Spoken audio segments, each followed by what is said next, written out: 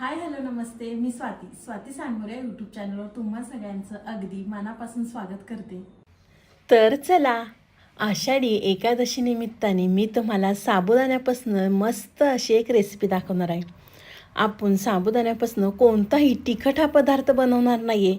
Video अगदी शेवटपर्यंत पहा, म्हणजे तुमच्या लक्षात येईल की नेमकं आपण काय बनवणार आहे आज. तर इथे पहा, मी एक वाटी भरून साबुदाणा घेतलेला आहे. तुम्ही वाटीचं कोणतंही प्रमाण घ्या. तर इथे पहा, मी एक छोटी वाटी साबुदाणा घेतलेला आहे. त्यानंतर एका साईडला पॅन गरम करून घेतलेला आहे. तर त्यामध्ये आपल्याला साबुदाणा घालायचा आहे. तर त्या वाटीने आपण साबुदाणा घेतला होता, त्याच वाटीने आपल्याला अर्धी वाटी हे शेंगदाणे घ्यायचे आहेत. शेंगदाणे घातले की इथे मी काजू आणि बदाम दोन्हीसुद्धा वापरलेले आहे. तुम्ही काजूसुद्धा वापरू शकता किंवा बदामसुद्धा वापरू शकता. तर मंद आचेवर आपल्याला एक साबुदाणा छान अगदी भाजून घ्यायचा आहे.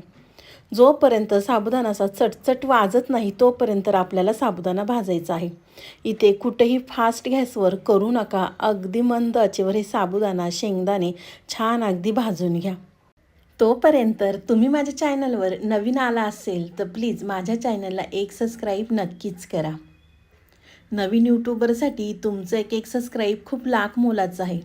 तुमचं एक सबस्क्राईब एक कमेंट नवीन यूट्यूबरसाठी खूप उमेद देऊन जातं. तर पाहिते शेंगदाणे साबुदाणा मी अगदी बारीक गॅसवर छान असं भाजून घेतलेलं आहे. तर आपल्याला गॅसवरनं हे खाली उतरायचं आहे आणि आपल्याला व्यवस्थित हे थंड करून घ्यायचं आहे. साबुदाणा शेंगदाणा पूर्णपणे आपल्याला थंड करून घ्यायचं आहे. तर चला, साबुदाणा शेंगदाणे थंड होतात ते तोपर्यंत इथे आपण दुसरी तयारी करूया. तर इथे मी ज्या वाटीने साबुदाणा घेतला होता त्या वाटीने आपल्याला 2 वाटी दूध घ्यायचं आहे. तुम्ही या ठिकाणी कोणतंसुद्धा दूध वापरू शकता. इथे मी गाईचं दूध वापरलेलं आहे. तुम्ही गाईचं वापरू शकता किंवा म्हशीचंसुद्धा वापरू शकता. तर पाहिजे 2 वाट्या दूध घातल्यानंतर त्यामध्ये आपल्याला अर्धी वाटी साखर घालायची आहे. गोड तुम्ही तुमच्या आवडीनुसार कमी जास्त करू शकता. साखर घातली की व्यवस्थित आपल्याला हे सगळं मिक्स करून घ्यायचं आहे. 2 वाट्यांचं आणि आपल्याला इथे 1.5 वाटी दूध करायचं आहे. आपल्याला हे दूध आटवून घ्यायचं आहे. तर चला, दूध आटत आहे. इथे आपल्याला सतत चमच्याने असं हलवत राहायचं आहे, म्हणजे दूध असं खाली साई राहणार नाही. सारखं हलवल्याने दूध अगदी व्यवस्थित हे आटलं जाईल. अजूनसुद्धा तुम्ही माझ्या व्हिडिओला लाईक केलं नसेल तर प्लीज एक लाईक करा. साईडचं बेलायकनसुद्धा प्रेस करा, म्हणजे तुम्हाला माझे नवनवीन व्हिडिओ पाहायला मिळतील. तर चला, दुधाचं एका साईडला ठेवूया, तोपर्यंत दूध आटतंय. इथे पाहू शकता तुम्ही शेंगदाणे आणि साबुदाणा पूर्णपणे असं थंड झालेलं आहे. तर इथे मी मिक्सरचं भांडं घेतलेलं आहे. मिक्सरच्या भांड्यामध्ये आपल्याला साबुदाणा शेंगदाणा घ्यायचा आहे आणि मिक्सरला आपल्याला याची पावडर तयार करून घ्यायची. खूप जास्त जाडसरसुद्धा नका ठेवू, एकदम त्याची पावडर करून घ्या. तर अगदी व्हिडिओमध्ये दाखवते त्या पद्धतीने. तर पाहू शकता छान अगदी त्याची पावडर तयार झालेली आहे. आणि एका साईडला दूधसुद्धा अगदी व्यवस्थित आटलेलं आहे. तर आपण गॅसवरनं खाली उतरून घेऊया. तर एका साईडला इथे मी पॅन गरम करून घेतलेला आहे. त्यामध्ये आपल्याला 1 चमचा भरून तूप घालायचं आहे. नेहमीच आपण साबुदाण्यापासून तिखट हे पदार्थ बनवतो, पण कधी तुम्ही हा पदार्थ बनवला आहे का? बनवला नसेल तर एकदा नक्कीच बनवा. तर 1 चमचा भरून तूप घातलं की आपल्याला तूप वितळून घ्यायचं आहे आणि आपण जे मिक्सरला पावडर करून घेतली होती साबुदाण्याची ती आपल्याला त्यावरती घालायची आहे आणि व्यवस्थित आपल्याला तुपावरती भाजून घ्यायचं आहे. तूप तुम्हाला इथे थोडंसं कमी जास्त लागू शकतं. तर तुपावर अगदी आपल्याला छान अगदी खरपूस असं भाजून घ्यायचं आहे. साबुदाण्याचा काय थोडाफार कच्चापणा राहिला असेल ते तुपावर आपण भाजून घेतला की तो सुद्धा अगदी निघून जाईल आणि साबुदाणा छान असा खरपूस भाजला जाईल.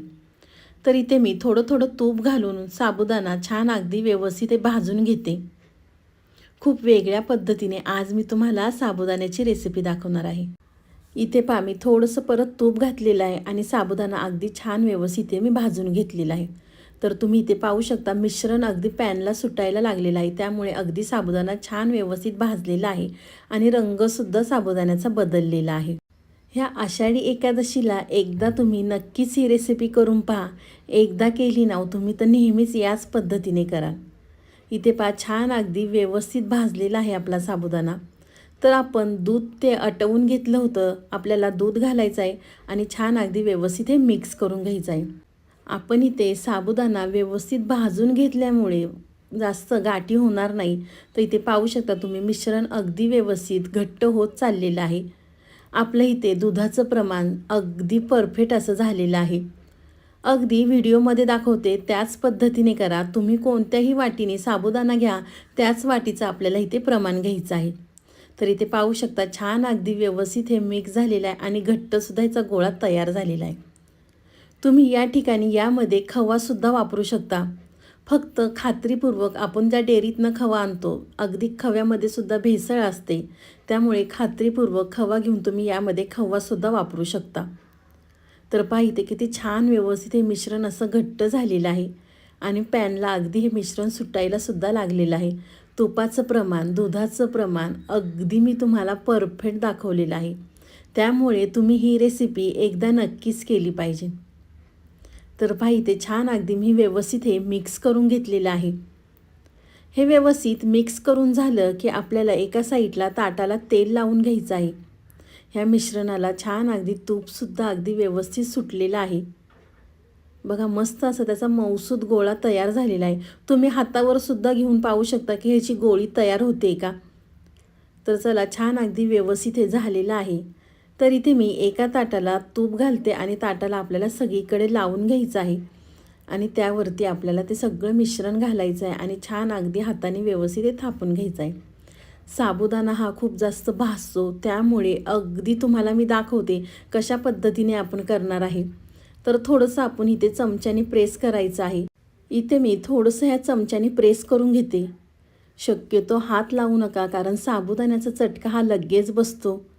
हे मिश्रण खूप असं गरम असतं, त्यामुळे तुम्ही हात लावण्याचा प्रयत्नसुद्धा करू नका. तर पहा चमच्याने मी थोडंसं प्रेस केलं की आपल्याला एक कॅरी बॅग घ्यायची आहे. तुम्ही आपली जे आपण सामान आणतो ती कॅरी बॅगसुद्धा ह्या ठिकाणी वापरू शकता. तर इथे मी पॅकिंगची कॅरी बॅग वापरलेली आहे. त्यानंतर आपल्याला ती हातामध्ये घालायची आहे आणि व्यवस्थित ते थापून घ्यायचं आहे. पहा इथे मी कॅरी बॅग घातली आहे तरी हाताला खूप भाजत आहे, त्यामुळे तुम्ही अजिबातसुद्धा ह्या मिश्रणाला हात लावू नका. तर इथे पहा मी व्यवस्थित अगदी हे थापून घेतलेलं आहे. हे थापून घेतल्यानंतर त्यावरती आपल्याला काही पिस्त्याचे तुकडे किंवा काजू बदाम तुम्हाला जे आवडेल ते तुम्ही यावरती घालू शकता. तर इथे मी सांगायची विसरले, व्हिडिओ स्किप झालेला आहे. त्यामध्ये तुम्ही विलायची पावडरसुद्धा घालू शकता. पिस्ता आणि काजू बदामाचे काही काप घातल्यानंतर थोडंसं आपल्याला हाताने हे प्रेस करून घ्यायचं आहे. हाताने प्रेस केलं की सुरीच्या मदतीने आपल्याला इथे वड्या पाडून घ्यायच्या आहेत. तुम्ही कोणत्याही आकारात वड्या पाडू शकता. इथे मी चौकोनी आकारामध्ये वड्या पाडून घेणार आहे. जो काजू कतलीचा शेप असतो त्या आकाराने सुद्धा तुम्ही इथे वडी ही करू शकता. तर इथे मी चौकोनी आकारामध्ये वड्या कट करून घेते. पुढे मी तुम्हाला सांगणार आहे अजून एक स्टेप. व्हिडिओ कुठेसुद्धा स्किप करू नका, संपूर्ण व्हिडिओ पहा. आहे की नाही वेगळ्या पद्धतीची रेसिपी. कोणतंही सामान आपल्याला बाजारातून आणावं लागत नाही आहे. अगदी घरच्या साहित्यामध्येच ही छान अशी वडी तयार होते. तरी ते पाहू शकता तुम्ही वडी कट करून झालेली आहे. तर आपल्याला फ्रीजमध्ये ही वडी 10 ते 15 मिनटासाठी सेट व्हायला ठेवायची आहे. तर इथे मी 10 ते 15 मिनटं फ्रीजमध्ये ठेवली होती. छान अगदी व्यवस्थित ही वडी सेट झालेली आहे. पाहू शकता तुम्ही मस्त आपल्या ह्याच्या वड्या तयार झालेल्या आहे साबुदाण्याच्या. खायलासुद्धा अगदी मस्त लागतात. एकदा नक्कीच करून पहा. पाहू शकता तुम्ही तर अगदी छान व्यवस्थित ह्याच्या वड्या पडलेल्या आहेत. कुठंसुद्धा वडी आपली ही तुटलेली नाही आहे आणि छान मस्त अशा तयार झालेल्या आहेत. मी तुम्हाला इथे सगळ्या वड्या काढून दाखवते. एकदा नक्कीच करून पहा. एकदा केली ना तर नेहमी याच पद्धतीने तुम्ही बनवाल. तर इथे मी एका बाउलमध्ये ह्या सगळ्या वड्या काढून घेते. तुम्हालाही माझी आजची रेसिपी कशी वाटली ती मला नक्कीच कमेंट बॉक्समध्ये कळवा. व्हिडिओ आवडला तर व्हिडिओला लाईक, कमेंट, सबस्क्राईब करायला विसरू नका. तुम्ही माझा व्हिडिओ कोणत्या शहरातनं किंवा कोणत्या गावातनं पाहता ते सुद्धा मला कमेंट बॉक्समध्ये नक्कीच कळवा. तर चला तुम्ही माझा संपूर्ण व्हिडिओ पाहिल्याबद्दल थँक्यू सो मच. पुन्हा भेटूया असाच एक छानसा व्हिडिओ घेऊन. तोपर्यंत बाय.